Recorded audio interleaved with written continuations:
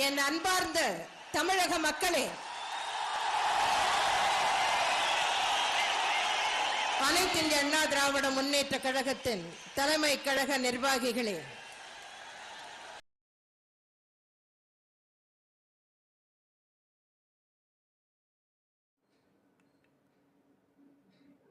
இந்த வீடியோவில்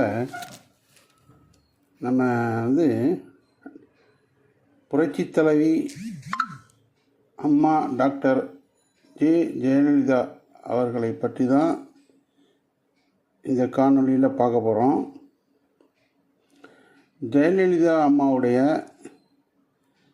அவங்களுடைய இளமை பருவம், சினிமா வாழ்க்கை மற்றும் அரசியல் பயணம் குறிப்பிடத்தகுந்த மட்டும் நம்ம இந்த காணொளியில் நம்ம பார்க்க போகிறோம். மேலும் நம்மளுடைய சேனலை பார்த்துக்கிட்டு இருக்கிறவங்க ஃப்ரெண்ட்ஸ் அண்ட் ஃபேமிலிக்கு லைக் பண்ணுங்கள், ஷேர் பண்ணுங்கள், சப்ஸ்கிரைப் பண்ணுங்கள்.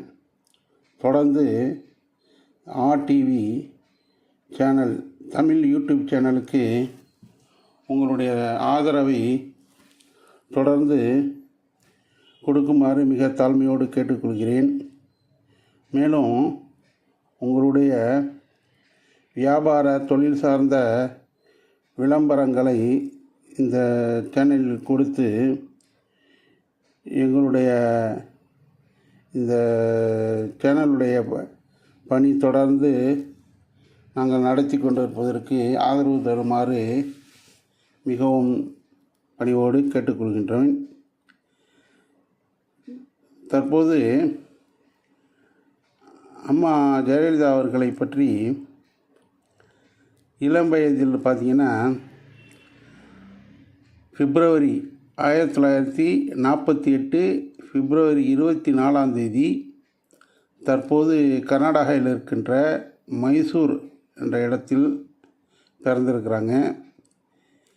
சிறு வயதிலிருந்தே அவங்க தந்தை இல்லாததால் வாழ்க்கையின் சவால்களை எதிர்கொண்டு அவருடைய தாயார் சந்தியா வேதவள்ளி அவங்க தான் அவங்களுக்கு சிறு வயதில் ரொம்ப சப்போர்ட்டாக இருந்திருக்கிறாங்க. அவங்களுடைய முயற்சியால் இளம் வயதிலேயே திரைப்படத்தில் தனது திரைப்பட வாழ்க்கையை ஆரம்பித்து சினிமாவில் தன்னை இணைத்து கொண்டார்கள். கல்வி சம்பந்தமாக ஜெயலலிதா அம்மாவுடைய படிப்பு எப்படி இருந்துச்சுன்னா, சிறு வயதிலிருந்தே பள்ளி படிப்பில் மிகவும் சிறந்த மாணவியாக இருந்திருக்கிறாங்க.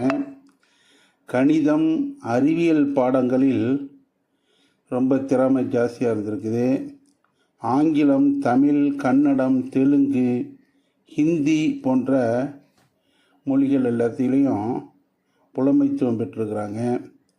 மேலும் பார்த்திங்கன்னா பரதநாட்டியம், நாடக இசை போன்ற கலைகளிலும் ரொம்ப தேர்ச்சி பெற்றவர்களாக இருந்திருக்கிறாங்க. கல்விதான் மனிதனை உயர்த்தும் என்ற எண்ணம் அவரின் இளமை காலத்திலேயே அவங்களுடைய மனதில் உருவானதுனால கல்விக்கு ரொம்ப முக்கியத்துவம் கொடுத்து கல்வி சம்பந்தப்பட்ட அனைத்து வகையிலையும் தன்னை தயார்படுத்தி தன்னை உருவாக்கியிருக்கிறாங்க. சிறு வயதிலேயே அவங்களுடைய சினிமா பயணம் எப்படி இருந்திருக்குன்னா, குழந்தை நட்சத்திரமாக சினிமாவில் அறிமுகமாகி பின்னர் கதாநாயகியாக உயர்ந்திருக்கிறாங்க. மேலும் சினிமா துறையில் தன்னுடைய சினிமா வாழ்க்கையில் பார்த்திங்கன்னா ஒழுக்கம், கட்டுப்பாடு, தன்னம்பிக்கை, இளம் வயதிலேயே இந்த பண்புகளை தன்னுடைய வாழ்க்கையில் பயன்படுத்தி சினிமா வாழ்க்கையில் தன்னை தொடர்ந்து சினிமாவில் நடித்து கொண்டிருந்திருக்கிறாங்க. மேலும் இளம் வயதிலேயே கடினமான உழைப்பு, தன்னம்பிக்கை, அறிவாற்றல் எதிர்ப்புகளை வெற்றியாக மாற்றும் மன உறுதி இவங்களுடைய வாழ்க்கையில், தன்னுடைய சினிமா வாழ்க்கையிலே இளமை பருவத்திலிருந்தே இந்த அடையாளத்தோடு இருந்திருக்கிறாங்க. இத்தகைய இளம் வயதில் இத்தகைய குறிக்கோளோடு அவங்க வாழ்ந்ததால் பின்னாளில் அவர்கள் புரட்சி தலைவி அம்மா என்ற நிலைக்கு உயர்த்தப்பட்டார்கள். மேலும் ஜெயலலிதா அம்மாவை பற்றி சினிமா வாழ்க்கையை பற்றி பேசணுன்னா அது ஒரு தனி சேனலாகவே போட்டு பேசணும். அப்படி இருந்தாலும் நமக்கு சில விஷயங்களை மட்டும் அவங்களுடைய விவரங்களை மட்டும் இந்த காணொளியில் நம்ம பார்க்கலாம். ஏன்னா சினிமா வாழ்க்கை என்பது அவங்களுடைய நீண்ட நெடிய பயணமாக இருந்ததுனால இந்த சேனலில் தனி ஒரு பகுதியாகவே போட்டு பேசுகிற அளவுக்கு நிறைய விஷயங்கள் இருக்குது. ஆனாலும் நம்ம ஒரு சிலவற்றையும் இப்பொழுது இதை பார்க்கலாம். ஜெயலலிதா அவர்கள் திரையுலகத்தின் தவிர்க்க முடியாத சிறந்த நடிகைகளில் ஒருவராக திகழ்ந்திருக்கிறாங்க. அவருடைய சினிமா வாழ்க்கை மட்டும் பார்த்திங்கன்னா தொழிலாக சினிமாவை நினைக்காமல் ஒழுக்கம், அடிபணிப்பு கொண்ட கலையாக அவற்றை சினிமாவை எடுத்துக்கொண்டார்கள். குழந்தை நட்சத்திரமாக 1965ஆம் ஆண்டு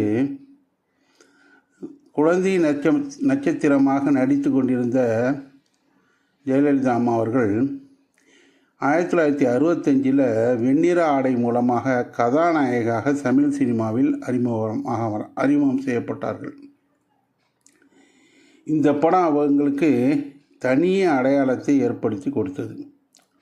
குறுகிய காலத்திலேயே முதன்மை நடிகையாக விளங்கியிருக்கிறாங்க.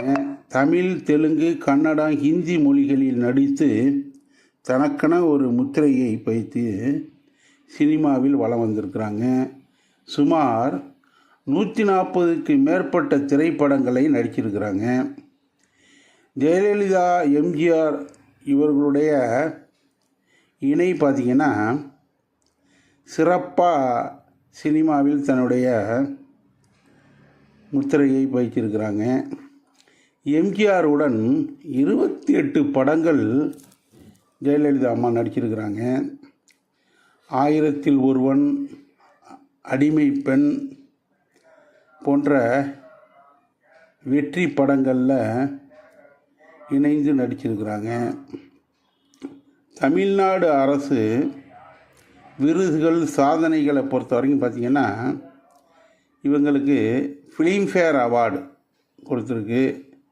ரசிகர்களால் திரையுலகின் ராணி என்ற போற்றப்படும் அளவுக்கு சினிமாவில் சிறப்பான ஒரு தன்னுடைய பங்களிப்பை செஞ்சுருக்காங்க. சினிமாவில் இவங்களுடைய தனித்துவமான அந்தஸ்து என்னென்னா வசன உச்சரிப்பு மிக சிறப்பாக இருக்கும். அரசியல் உணர்வுடன் கூடிய கதாபாத்திரத்தில் நடிப்பாங்க. அவங்களுடைய சினிமாவில் பார்த்திங்கன்னா அழகு ப்ளஸ் அறிவு ப்ளஸ் கட்டுப்பாடு ஈக்குவல் ஜெயலலிதா, இந்த மாதிரி தன்னுடைய முத்திரையை சினிமாவில் பதித்திருக்கிறார்கள். சினிமாவிலிருந்து அரசியலில் தன்னுடைய பயணத்தை ஆரம்பிக்கும்போது சினிமாவில் புகழ்பெற்ற மக்களின் அன்பானது அரசியல் பயணத்திற்கு அவங்களுக்கு உதவியாக இருந்திருக்கு. மேலும் ஜெயலலிதா அவர்களுடைய அரசியல் பயணம் பார்த்திங்கன்னா 1972ஆம் ஆண்டு அண்ணா திராவிட முன்னேற்றக் கழகம் அதிமுக நிறுவப்பட்டது. 1976 கட்சியில் இவங்க எம்ஜிஆர் ஆசியுடன் வழிகாட்டியுடன் கட்சியில் இணைந்து அரசியல் பயணத்தை தொடங்குகிறாங்க. ஆரம்ப காலத்தில் கடும் விமர்சனங்களையும் அவமதிப்புகளையும் சந்தித்தாலும் தன்னுடைய அயராத உழைப்பினாலும் விடாமுயற்சினாலும் அரசியலில் தனக்குன்னு ஒரு நிலையை உருவாக்கிக்கிட்டு அரசியலில் பயணம் செஞ்சுருக்கிறாங்க. நாடாளுமன்றம் மற்றும் சட்டமன்றத்திற்கு தேர்ந்தெடுக்கப்பட்டு 1984 மக்கள் 1990களில் காங்கிரஸ் தலைமையிலான அரசுக்கு ஆதரவு அளிச்சிருக்கிறாங்க. இலங்கை தமிழர் பிரச்சனையில் தமிழர்களுக்கான தன்னுடைய பங்களிப்பை செஞ்சுருக்கிறாங்க. மாநில அதிகாரம் போன்ற விஷயங்கள்லையும் கூட்டணி கட்சிகளோட மாநில நலன் சார்ந்த விஷயத்தில் கூட்டணி கட்சிகளோடு ஒத்து போய் கூட்டணி அமைச்சிருந்துருக்கிறாங்க. பாரதிய ஜனதாவுடைய கட்சியோட அவங்களுடைய நிலைப்பாடு எப்படி இருந்திருக்குன்னா, மத்தியில் பாரதிய ஜனதா கட்சியுடன் கூட்டணி தேவைப்படும் காலத்தில் அவர்கள் கூட்டணி அமைச்சு, அந்த நேரத்தில் இந்தி திணிப்புக்கு எதிர்ப்பு, மாநில உரிமை குறைக்கப்பட்டால் அதற்கு எதிர்ப்பு தெரிவிக்கிறது, மத்திய அதிகார மையப்படுத்துதல் போன்ற சில நடவடிக்கைகளுக்கு தன்னுடைய எதிர்ப்பை தெரிவிச்சிருக்கிறாங்க. தமிழ்நாட்டில் ஹிந்தி கட்டாயம் ஒருபோதும் இல்லை என்ற நிலைப்பாட்டில் உறுதியாக இருந்திருக்கிறாங்க. மேலும் மாநிலத்துக்கான கல்வி, மொழி, நிதி பகிர்வு, சட்டமன்ற அதிகாரம் இவற்றில் தன்னுடைய நிலைப்பாட்டை ஸ்ட்ராங்காக கூட்டணி கட்சியோட தன்னுடைய நிலைப்பாட்டில் ஸ்ட்ராங்காக இருந்திருக்கிறாங்க. இவற்றில் மத்திய அரசு தலையிட்டால் ஏற்காமல் அதற்கு எதிர்ப்பு தெரிவித்திருக்காங்க. அண்ணாவின் மாநில சுயாட்சி கோட்பாட்டை அரசியலில் நடைமுறையில் காத்தவராக இருந்திருக்கிறாங்க.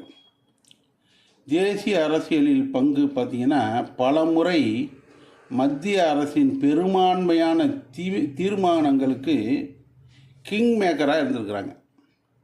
தனிப்பட்ட பதவி அரசியல் இல்லை, மாநில நலன் அரசியல் மட்டுமே தன்னுடைய கோட்பாடு என்ற ஒரு உயரிய கோட்பாட்டோட தன்னுடைய அரசியல் பயணத்தில் முடிவுலாம் எடுத்திருக்கிறாங்க.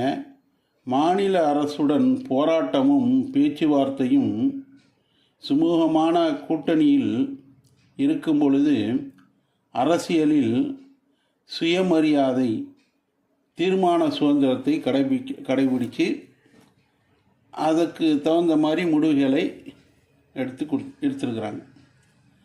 அதனால்தான் ஒன்றிய அரசுக்கும் மரியாதை, தமிழ்நாட்டிற்கு முதன்மை என்ற அடையாளத்தை அம்மா அவர்கள் நிலைநிறுத்தியிருக்கிறாங்க. ஒரு அரசு பாதுகாப்பு மற்றும் பல வகையில் மக்களுக்கு சமூக பாதுகாப்புக்காக உதவி செய்திருக்கிறார்கள். சமூக நீதி ஈக்குவல் சட்டம் ப்ளஸ் நலத்திட்டம் ப்ளஸ் வாய்ப்பு என்ற கோட்பாட்டை உருவாக்கிறார்கள். இடஒதுக்கீட்டில் சமரசம் இல்லை என்ற நிலைப்பாடு, பெண், ஏழை, பின்தங்கியவர் அனைவருக்குமாக குரல் கொடுத்திருக்கின்றார்கள். அதனால் சமூக நீதி சிந்தனையின் அடிப்படையில் அல்ல, செயல்பாட்டில் என்ற அடையாளமாக ஜெயலலிதா அவர்கள் ஆட்சி செய்திருந்திருக்கிறார்கள். அவரது ஆட்சி காலத்தில் தமிழ் மாநிலத்தின் நலனுக்காகவும் தமிழ்நாட்டு மக்களுக்காகவும் அனைத்து தரப்பட்ட மக்களுக்காகவும் தனது ஆட்சி காலத்தில் சிறந்ததொரு நலத்திட்டங்களை கொடுத்து மக்கள் முன்னேற்றத்திற்கு, தமிழ்நாட்டின் பொருளாதாரத்திற்கு நிலையான ஒரு முடிவை எடுத்திருக்கின்றார்கள் என்பதையும், அவருடைய பொன்னான ஆட்சி மீண்டும் தொடர்ந்து நடைபெற்று கொண்டு இருக்கின்றது. அவருக்கு பிறகு வந்த தலைவர்களும் அவருடைய நலத்திட்ட உதவிகளை தொடர்ந்து கொடுத்து கொண்டு இருக்கின்றார்கள் என்பதை நாம் இந்த காணொளியில் நினைவுபடுத்தி கொள்கின்றோம். ஆதலால் அவருடைய பணி, சிறப்பான பணி தொடர்ந்து நடைபெற வேண்டும் என்றும் விருப்பத்தை தெரிவித்துக் கொள்கின்றோம். இத்துடன் இந்த காணொளியை நிறைவு செய்கின்றோம். மேலும் இந்த ஆர்டிவி தமிழ் யூடியூப் சேனலில் தொடர்ந்து உங்களுடைய ஆதரவை கொடுத்து வாருங்கள். ஃப்ரெண்ட்ஸ் அண்ட் ஃபேமிலிக்கு லைக் பண்ணுங்கள், சப்ஸ்கிரைப் பண்ணுங்கள். தொடர்ந்து உங்களுடைய வியாபாரம் மற்றும் தொழில் சம்பந்தப்பட்ட விளம்பரங்களை இந்த யூடியூப் சேனலுக்கு கொடுத்து உங்களுடைய ஆதரவை அளிக்குமாறு மிக தாழ்மையோடு கேட்டுக்கொள்கின்றோம்.